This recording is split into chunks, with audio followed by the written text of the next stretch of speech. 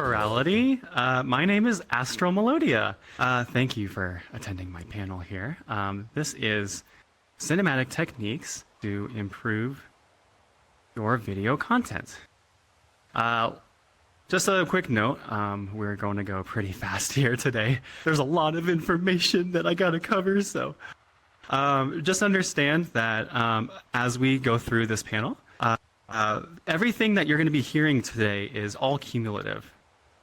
So as we continue to move from slide to slide, understand that key concepts that we talk at the beginning of this presentation you can also like take a look and see how they're applied in future slides as well. So let's first talk about me for a second.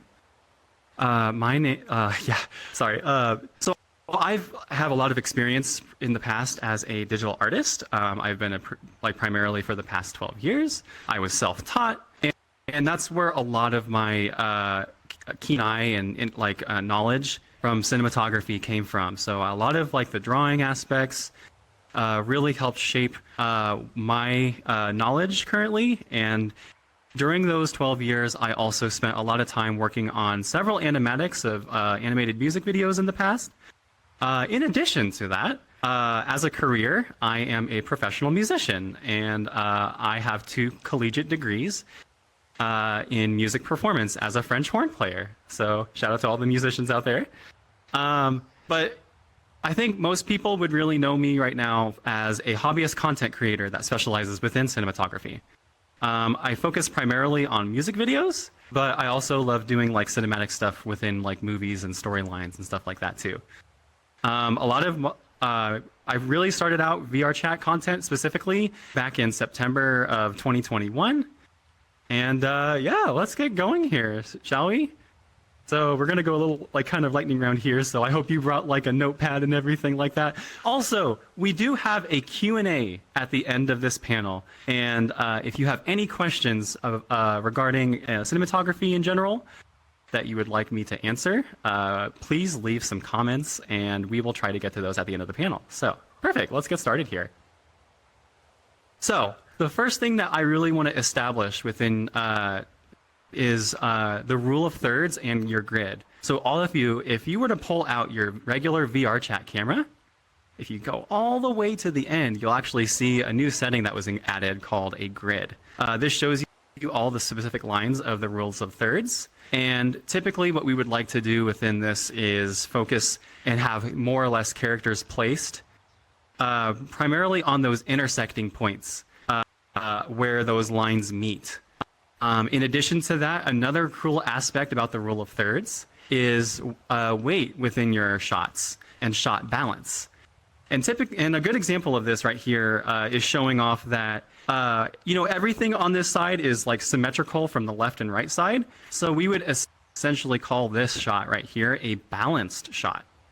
Ideally, that's kind of the trend that we want to go with. But just understand that it's all subjective. If you want things that have more objects on a particular side of your frame, as long as you're doing it with intent, that's the most important thing.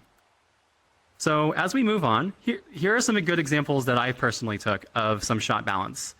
You can notice that the subjects are either centered or maybe they're off-centered, but they're also placed specifically on those lines within the rules of thirds. You'll have some examples here that you might see of unbalanced shots, but you also might see what I tried to do to create balance when subjects were off-center. In addition to that, here's some other examples. Another thing that I also want to point out with balance is that balance doesn't necessarily have to refer to both a left and a right side. If you look at that ship graveyard picture down there, you'll actually see that there's a lot more activity going on, and it's more busier on the bottom side of the shot than on the top side. So all 4 quadrants essentially are aspects where we can focus in on shot balance and really key in on the composition and the framing of every single shot that we take place. Cool, let's move on. A really cool technique that actually really stems from comics, believe it or not. Comic tutorials and things like that, if you were to look those up on the internet, and other like image hosting sites like DeviantArt and stuff. They talk a lot about the 180-degree rule. So imagine like taking two characters and having a circle around them. Essentially just cut that circle in half, and you're only going to take shots on one particular half. This allows us to be able to have character A on the left side at all times, and character B on the right side at all times. The reason that we do this within shots is basically to help it make it a lot easier for our audience to be able to not be disoriented between shot to shot. So here's a good example of that. I have my two Sonas here, Light and Void. So we're going to make sure that Light is always facing the left and always on the left, and then Void is always on the right. And take note also that I'm always going to focus also that they're also facing the exact same way. This is also an application of the 180-degree rule.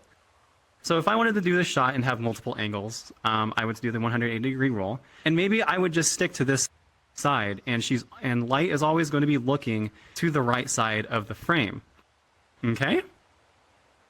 And then another shot would be basically just to have Void, and you can also see the rule of thirds here being applied too. Another key note that I would also like to emphasize is if you notice, there's a lot more space where she's facing versus the space that's behind her.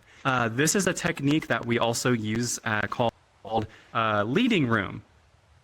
This is another application of the rule of thirds too. So just be mindful that it's a little bit more pleasing that way to be able to have leading room in your shots if you're ever using the rule of third and displacing your characters off the side of the center. You can also still have both characters, and still we have Light on the left and Void on the right, even though we still have them in the same shot, like an over-the-shoulder shot, for example. Be mindful of all of those different uses. Be creative, like angle everything around, and the 180-degree will definitely make it a lot easier for your viewers to understand the key concepts like that. So another topic that I'd really want to focus in on, pun intended, is depth of field. So depth of field is essentially has a few different types of roles that I would like to point out to everybody. One of the biggest things is that it really helps as a director focus in the audience's attention on very key things that we want them to notice. In addition to that, it also makes us focus, maybe wash out things that maybe we don't want to be too distracting within our background, for example. Afterwards, I'm going to also briefly talk about the different focus modes that the VR chat camera actually provides and some of the strengths and weaknesses that they all have. But let's kind of stick to just the application of depth of field to begin with here. So right here, I have a really great example of just a normal screenshot with no depth of field whatsoever. But if you notice, Light here has a lot of high contrast between her whites and darks. And if you notice, the background does too, with the pillars and the dark trees and everything. So at a very initial glance, this is probably something that is a little bit like disorienting at the start. So what would happen is if we added some depth of field to wash out the background, our eyes are more naturally attached to the things that are in focus. Another great example here is Void, but you could also see that she's already pretty well separated from her background because the background's really nice and illuminated, but her character is very dark. So our eyes are naturally attracted to that difference in contrast. So, but there's not really that much detail that is that distracting in this shot particularly. But if we add a little bit of depth of field, we just help complement that a little bit more and separate her just a little bit more from her environment and background. So really add just a nice little touch. It's just subtle enough to just like increase the quality just a little bit. But I do want to preface that depth of field by itself is not a mandatory thing. Please use that and be cognizant of it when it is necessary to have more focus on the background, or if it's a little bit too distracting and things like that. Moving on, we have autofocus as one of the primary camera focus options within the VRChat camera system. So we have autofocus here, which is basically anything that's autofocus relies on some kind of a focus point. And the great thing about this is that it is super easy to be able to like quickly grab a shot and set up depth of field the way that you want without really that much sophisticated aspects whatsoever. The only downside about any kind of autofocus, and this applies to the next one too, which is semi-autofocus, is it has a full reliance on that focus point. So let's say if your character or subject moves out of that focus point, whatever is behind them is now in focus and they are not. Likewise, if something gets in front of the camera on that focus point, well, that's in focus now. And those things can really ruin shots. So just be mindful of any type of autofocus whatsoever. As we move over to semi-autofocus, a lot of the same things, like I said, do apply. The only difference here is that we have more control now over how much is in focus with the aperture slider. This gives us more of a shallow or deep sense of depth of field. Shallow meaning that there's hardly anything in focus, and then the more that's in focus, the deeper it is. Those are the primary differences between the two, auto and semi-auto. The main thing that's really different is when we go to manual focus, and that's when we have no reliance whatsoever on a focus point at all. This gives us complete and total control over the depth of field. And this is really great when we have subjects that are moving laterally from the camera itself. The only issue that manual focus really comes into play with is when the distance of your subject changes from the camera. So if they get closer to the camera or further away, manual focus is not going to be able to track them very well. That's one of the strengths also that autofocus is able to do. So strengths and weaknesses of both different, like manual and autofocus. So really cool, yeah. Let's move over to some basic camera movements now. And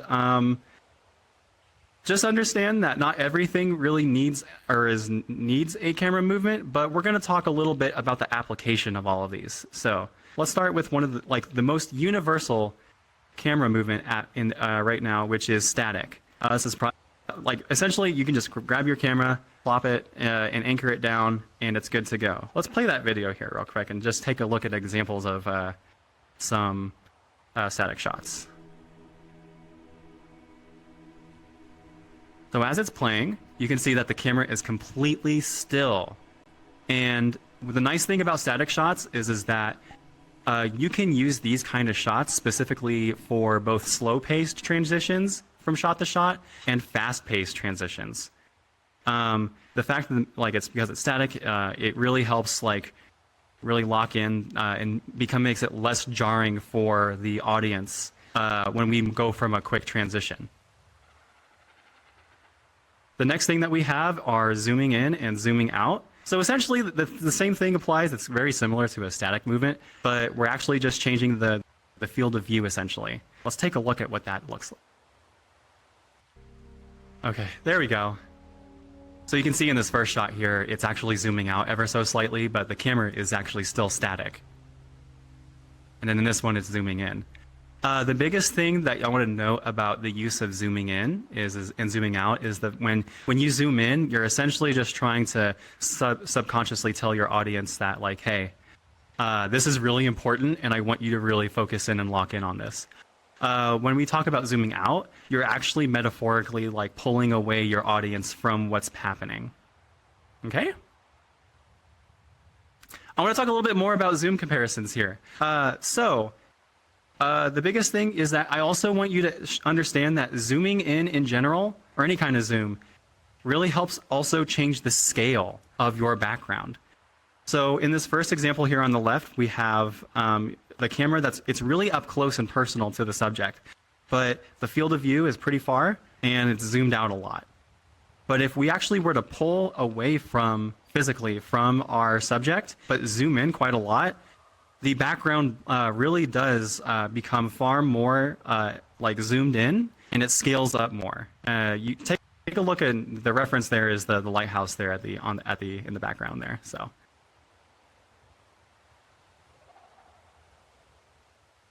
Okay. So next we're going to talk about is pushing or dolling in and out. So now we're moving into position-based movement. So this is when we actually take the camera and we're moving it either forward or backward from a subject. Here's a good example of that. You see how the camera is actually pulling away from the subject right there? Take a note at this shot right here, though. That shot in particular was just showing that you can combine both zooming in and zooming out, as well as dollying in and out, and it creates some really cool effects. The main point in moving forward and backward is it's very similar to zooming in and zooming out. So like, again, like you're showing importance as you're drawing closer to your subject, or you're metaphorically pulling your audience away from what's happening on screen. The next thing we're going to be talking about is tracking and trucking. This is basically focusing primarily on following our subject, whether it's forward, backward, left, or right. So tracking is moving forward and backward, and trucking is moving left to right. We're playing that video. And the main thing that I want to show you as we're playing this video is that it's always revealing information about the environment. That's one of the biggest things that comes with tracking and trucking. I think that was the incorrect video. But that's okay. It's okay. So that one. Sorry, we had a little technical difficulties there. That was a panning shot. So we're basically just pointing the camera left to right, and I'll talk about that one here in a second. So that was what that was actually, where it was revealing information as it was going from left to right, but it's stationary, so we're not moving it from a positional standpoint. Okay, cool. Let's maybe see if we can play the right video. Let's check. Okay, looks like we got a couple of things out of order. So this is the next one here, sorry. So this is tilting. This is where we actually do the same thing as panning, but we're actually just pointing the camera up or down, essentially. I appreciate the bearing with me there as we get through some of that. So that example right there was tilting, where it follows the same kind of rules as what panning was, but it's basically all about revealing more information about what's in within the scene itself. The next thing that we have is boom shots. So now we're going to be focusing on moving the camera up or down from where it originally was. Let's have a good example of that. Let's see if we can play that video. Oh. Okay, so that was the tracking and trucking. I apologize. So now, but you notice as we're tracking and trucking here, we're always following our subject. So they're always staying in the same part of the frame, but they're constantly moving with their subject as they're moving. Let me kind of go back to a previous slide here just for a quick moment. So that video that we just saw was about tracking and trucking. So it's a focus on the subject, and it's far more immersive because we're right there with our character. Okay, let me move back to where we were. The next thing I want to talk about are Dutch angles. These are where we slant the camera. Let's see how this video looks. Perfect. Starlight. And I want you to notice right here, Oops. how it's slanted. My mistake. This creates a lot of dis-ease for our discomfort and unease for our audience. When we slant the camera like that, it really you'll probably notice that in a lot of like action or suspense films. Using the Dutch angle and just kind of like rolling it essentially ever so slightly, and anything that's not parallel or perpendicular with the horizon, really helps create and like magnify the effect that you're trying to go for with that. That's not all the camera movements that we have, but I have a lot to go through still. So just to kind of give you an idea of other kind of camera movements out there, take a look at all of these. There are a lot of really cool combinations that you can come up with too. And I would really encourage you to like take time to come up with some combinations of your own and be really creative. A lot of that kind of aspects can really help amplify the quality of your work. But let's move on. Let's talk about basic transitions now. And this is all about how we move from one shot to another shot. So we're going to be focusing not necessarily on the shots themselves, but how we move from one shot to another. So the most universal one that we have is what's called the cut. All we have to really know about this one is that as soon as one clip ends, another one immediately starts. So let's take a look at, let's see if we can have an example of that here. Let's try this.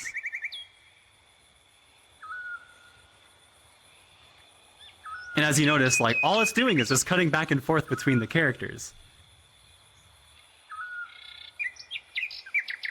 I also love this video a lot. Sorry.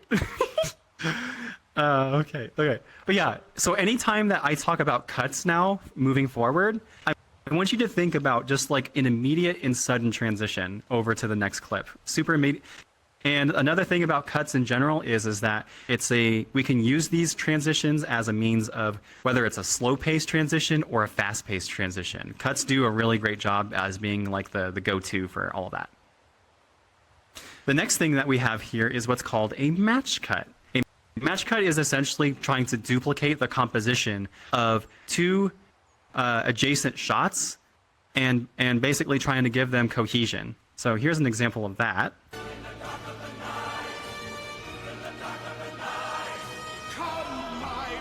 I don't know if you just noticed that or not, but basically I just took the orb, that red orb in the beginning, and I saw the same shape as the moon in that next shot. So I just basically used that composition to transition over there and gave both scenes cohesion. The next thing that we have are what's called moving cuts. I'm actually not going to really explain this, and I think let's just see if you can put two and two together.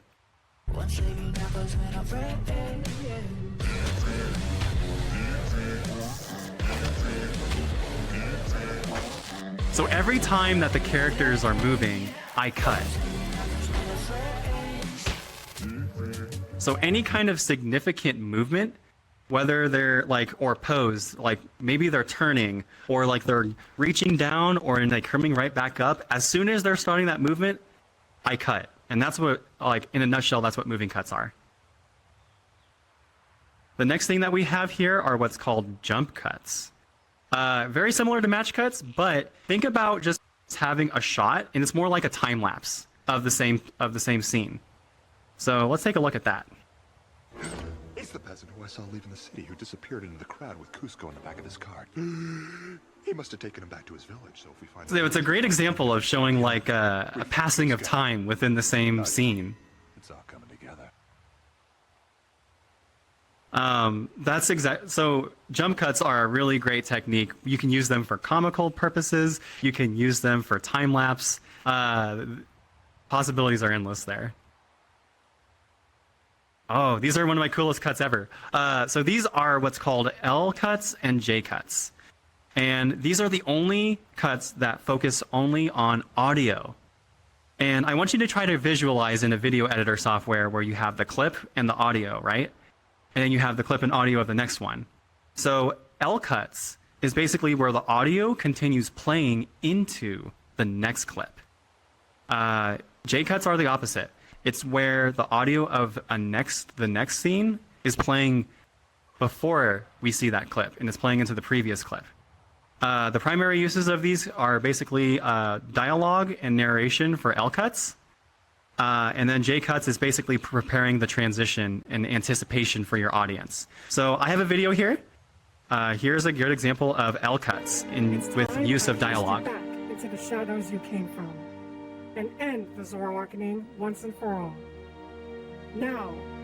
So there's an audio, and there's an L cut right there, and here's the start of the next one. So as the audio is playing, I'm already cutting to different things. All right, let's see if we can move on from this now. I think we got the idea. Perfect. So as we're going through, that's basically more or less J cuts and L cuts in terms of a nutshell. Cool. Moving on, we have dissolves next. So Spark Notes version of this, it's literally just fading and dissolving from one shot to another shot. These can be primarily used for slow-paced transitions, and they also sometimes help display a passing of time. So here's an example of that. Flower, gleam and glow. Let your power shine. Make the clock. There was a dissolve right there. Bring back what once was mine. Here's another dissolve, sorry. Okay. So spark, like in a nutshell, that's what dissolves are. Now the next thing that we're going to talk about is dissolving into solid colors, which are known as fades. Now the only two colors that we're really going to be focusing on are black and white. So when we fade into a black or a solid black or fade to a solid white, we're talking about that aspect of it. Here's a good example of fading out to black.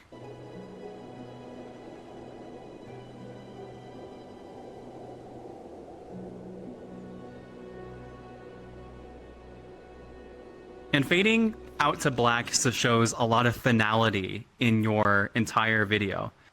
Fading in from black, it signifies more or less the beginning. Just understand too that whenever we fade to white, it's always kind of viewed as an out-of-body experience. Those are kind of like the main purposes between all of those different transitions there. The next thing that we have is probably the most iconic thing that you'll ever see in Star Wars films, which are called wipes. And all we're talking about with wipes is like we start the transition from one side of the frame and we wipe to the next one. Here's a good example of that.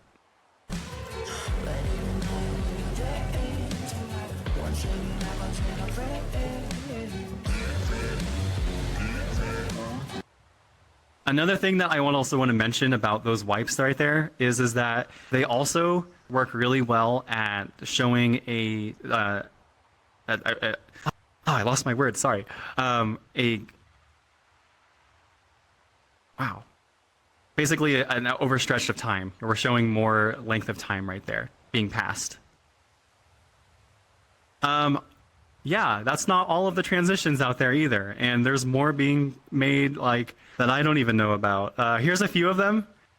You can also combine them, which is also just as wild and crazy. But a really good example of this, if you ever want source material to kind of figure out what's out there, go ahead and watch Everything, Everywhere, All at Once. It's a really great and phenomenal movie with some of the best cinematography I've ever seen. Another really cool video, another really great technique out there is the use of sound effects. Sound effects are honestly another really prominent thing that often gets neglected in video content. And I want to show the importance of sound effects within your film. Listen to the rain and the thunder.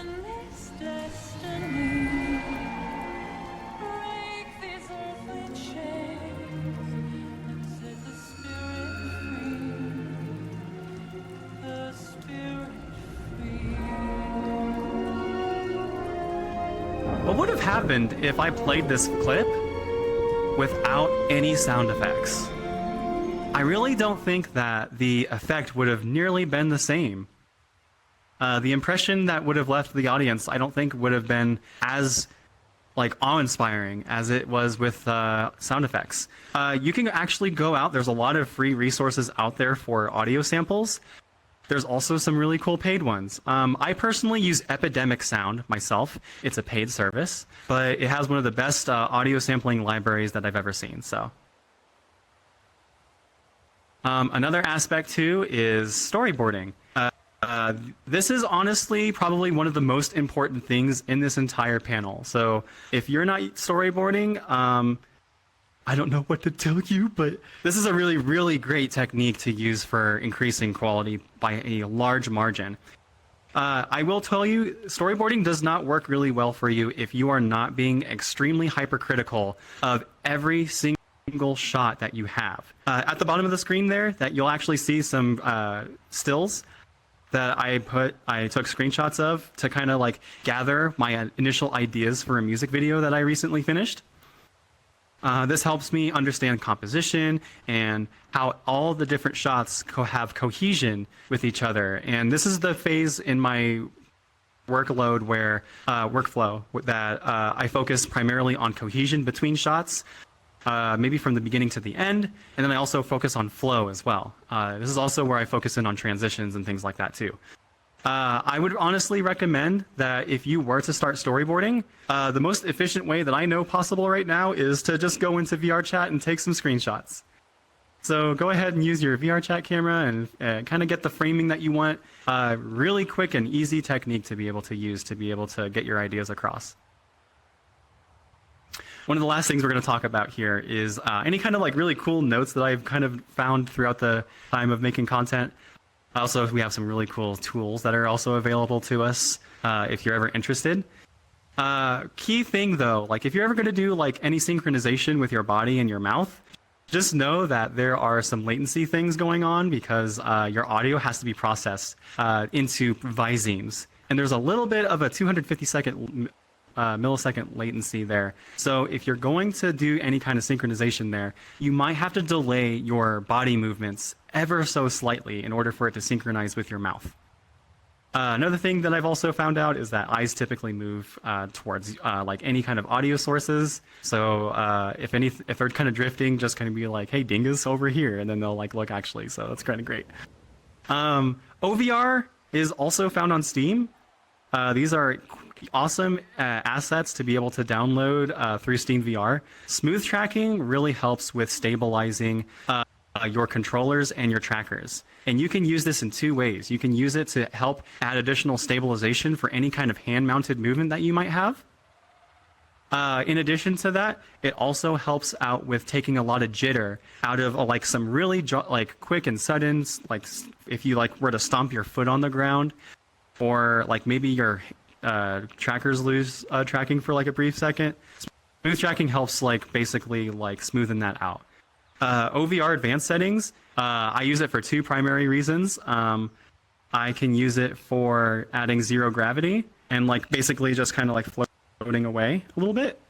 That's OVR right there. But in addition to that, you can also like maybe I got punched in an action sequence and I want to get thrown across the room. OVR advanced settings helps me like basically break the boundaries of my play space in order to get those cinematic effects in acting the way that I want it to.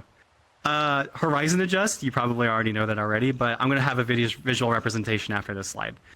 The other two things are Gumroad packages that are available on Gumroad. Really cool assets, but these are like VRChat cameras on steroids. I primarily use VRC lens as actually I have it right here.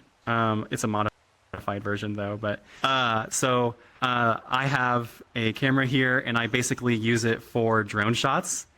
I prefer this over the flying mode within the VRChat camera. Gives me a little bit more control. And then the camera orbit system. The biggest thing about this one is we have basically adding a rail system where we can do that. Continue like having perfectly synchronized movements and stuff like that too. So here's Horizon Adjust in action. Normally I wouldn't be able to like perfectly be slanted on a slanted hallway like this, but with Horizon Adjust I can do that. More or less that's kind of the end of everything I got. So just understand that also just a thing for me is that the more that I'm able to do within VRChat means the less I have to do in editing and post. So yeah, I think at this moment we'll take some questions.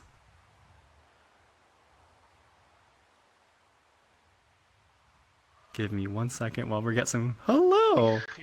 I'll be your question giver for today. Perfect. Let's see what we got. Let's see. Here's one. This is a question submitted by Rosebush. They ask, did you learn a lot of cinematography techniques from education, or did you find out more on your own? Do you specifically need a degree to understand cinematography? Absolutely no degree is necessary. A lot of the things that I've done were based off of a YouTube channel called Studio Binder. They're probably one of the best resources right now to basically get a SparkNotes version of everything that you ever wanted to know about cinematography. Again, that is Studio Binder on YouTube. They're one of my best resources that I were able to gather all of the information that I currently know. I have no degree in cinematography myself. I'm just a hobbyist. I do this for fun, so yeah. Hope that answers your question. Okay. Here's another question from Arcane Sergix. Sorry if I pronounced that wrong. How do you get those smooth, detailed shots that I see in a lot of TikToks and YouTube videos? So those are basically drone footage. So whenever you're holding the camera and you're moving it that way, there's no stability really that I personally like. So like if you were to pull out your VR chat camera and use flying mode and you were to just move in one cardinal direction, that's kind of the effect that I'm going for. But I can also do that with VRC lens, and I use the drone setting. And there's a lot of cool tutorials about VRC lens out there on YouTube. And I would heavily recommend, if those are shots that you're trying to go for, use VRC lens, please. But just understand that it's a paid asset. I don't know how much it is off the top of my head, but I don't think it's that much. But it's a really great asset to have on all of your personal avatars. Here's a quick question from Ali. They ask, when is a good time to break the 180 rule? Oh, okay. So, glad you asked that, because there are cool times. Basically, whenever you have a subject, like characters A is on the left side, right, and character B is on the right, when you break the 180-degree rule, is basically like when character B is walking past character A. That's a really good point to be able to break it. Honestly, another really, like, you can break it whenever you want. Like, there are times where I've broken it, like, without that kind of aspect. And it's basically like I established that, I have one character here that's really light colored. I have another that's really dark colored. If I were to break the 180-degree rule just by itself, it's not going to be too jarring after I establish which character is who. So I think the further along in your footage, or in your film, the more generous it is to be able to break that 180-degree rule. Awesome. I have two questions I'm going to merge together because they're kind of similar. Okay. Kylan asks, what software do you use to edit your videos? And Luna asks, what's the best editing software for you to start or using as a beginner? Okay, so I use Sony Vegas as mine. I might get a couple of boos out there. There's also Adobe Premiere and stuff like that too. Just understand that. I think the best free one I would recommend is DaVinci Resolve. And again, that's a free one. And then if you can go really in depth on that one. What was the second question? Oh, for starting out, what do you right? recommend? Yeah, for starting out as a beginner. I would say, I would honestly, CapCut. I would say CapCut is a really good editing software to start out with. I think there's a lot there that is pretty user-friendly, and it's pretty easy for you to understand, like, what is what, and it gives you a really nice user interface to be able to work with for beginners. And again, that's CapCut. Okay, I have another question from Tapioca. Where do you get your sound effects? Hey gamer, how's it going? I get them from Epidemic Sound. Again, it's a paid subscription service, but honestly, it's worth it. It's one of the best audio sample websites out there. And again, that's Epidemic Sound. That's awesome, because when I needed sound effects, I also used Epidemic Sounds. They actually have. It's so good. It's so good. Okay, Also, so a really cool thing about Epidemic Sound too is that they have a lot of music as well, and it won't get claimed as copyright either. So, bonus points on that one. Okay, sorry. I have another question. No, you're fine. You're fine. I'm going to struggle. I don't even know if I want to attempt because I don't even know if it's something I can pronounce in English. Godspeed. We're just going to call him Bliss. BLYS. Okay. There's more to it, but we're going to stop there. Are there any furry VR film groups or communities to join?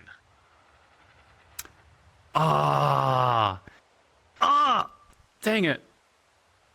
I know there's one. I know there's one. I can't think of the name off the top of my head, but Gab Jenkins actually is a really good person of contact for that. They're on Twitter. I would recommend you reach out to Gab Jenkins. Spelling, by the way, is GAB_GANKUMS. We actually have them in the audience right now. Here's a question by Keith. Any advice for people that want to get into cinema and are half-body users? Okay, so I want you to understand that full body is not necessary at all. You have to be a little bit more creative, but think about what you can do with half body. So focus in on any kind of shots that you might have waist up and focus in on that. You can also use running animations like by turning locomotion on and, you know, having running animations like that. I would also strongly recommend, like if you're going to do like any kind of music videos, go to those MMD worlds. Like they have preset animations for your avatar already, and you can do a lot with that as well. But the biggest thing is that like you just have to think a little bit more outside the box when it comes to half body. Okay. I have a question by Gino Whirl. By the way, big fan of your stuff, Gino. What are some of the most creative uses of storytelling purely through camera movements you've ever seen? Ooh. Dang, that's a hard one. Because I don't know off the top of my head. There's a... What is that Disney... Was it Disney or Pixar? It was that little animation on... It was like the pug. It was the pug and the cat, right? What was it called? I can't remember. I know exactly what you're talking about. No. What is that called? What is that called? No. Did anyone in the audience? Does anyone cute. in the audience know? Dang it! Wait, Leo knows. Hang on. Leo, what is it? Oh wait. Get on the stage if you want to say it. Here, come here, real quick. Help us out over here. No, you gotta Get back on, come on the buddy. stage. Hello. What was the name of? Hello. Hello. I know it's talking about like, I know what you're talking about, but I believe it's made by Pixar. Like. Oh. Yeah, but what's the name of it? I can't remember. Does chat know? Does chat know? Wait. Chat says Kit Bull. Kit Bull. Yes, Kit Bull. Yes. That's the one. Okay, thank you. Fire. You're a lifesaver. Kit Bull's a really great example of amazing storytelling with no dialogue whatsoever. Hope it I need to helps. rewatch that. It's so good. Okay. Here's a good question. This is by user Jasper. They ask, advice on filming as a one-man crew. That's me. Actually, I had to start out as that. One-person crew is very difficult. Because if you want to have multiple things, you'll have to like crop your footage. So where like, if I want 2 people on footage, I'll crop in the middle and I'll have me doing one take on the left side, and then I'll crop in post on the, with one person on the outside. And they're both takes done by me. But yeah, that's a good technique to utilize. But understand you have to use static movement. You cannot move the camera at all, so that way you can make it seamless down the middle if you were to do something like that. Another cool thing, I would say like try to reach out to some TikTok discords. We have a TikTok collaborator Discord out there where you can actually ping a lot of people who also want to help make content. Reach out to your friends too. They're there to help too. They want to give you the love and support that they deserve. So. I would encourage you like either search with your friends or, you know, just try to find a community that also helps with content creation and see if there's a collab channel to work with. Sure. I have another question by Pure Linky. They ask, when creating cinematic content for TikTok, what techniques works best with maintaining viewer retention? You know, if you ever find the answer to that question, let me know, because I have no idea. But I will say, just understand when it comes to TikTok, like a good portion of your audience is gonna scroll away in the first 2 seconds. So the biggest thing to understand, the TikTok, I guess, really prefers short form content still. But you really want to have a hook in the very first shot, in those very first 2 seconds. If you're gonna wait until like 5 seconds in, you've already lost at least half of your audience that sees that video on their For You page. Honestly, that's the best thing that I could recommend in terms of keeping viewership. I know that's not a cinematic thing at all, but that's gonna help your views in the long run. Okay, I have another question by Kinswolf. They ask, what do you use for those automated zooms and fly cameras? Automated zooms. I'm assuming well, if I you're know. filming by yourself. So I will tell you, one of the things that I kind of neglect in game is zooming. A lot of my zooms are done in post. But just understand, if you are going to zoom in post, where in your editing software, your resolution is locked. So the more you zoom in, the more pixelated it gets. But a good way to avoid that is to record at a higher resolution. Because that way you can retain the quality when you zoom in. Like if your output resolution is 1980 by 1020 and you're recording in 4K or 8K, God, if you're recording in 8K, I'm jealous. But you have a lot more freedom to be able to zoom in and retain a lot of that quality. That's kind of what I would recommend personally. You can also do automated zooms with VRC lens. But yeah, those are my 2 recommendations when it comes to automated zooms. Okay, I have a question by Draft. What's the most common mistake people make while filming? I would say making content for the sake of making content. And what I mean by that is like, if you're just making videos because you want to just get a video out there, I honestly don't think that you're doing yourself and your followers a service. Because they're going to notice the difference in the quality of your work.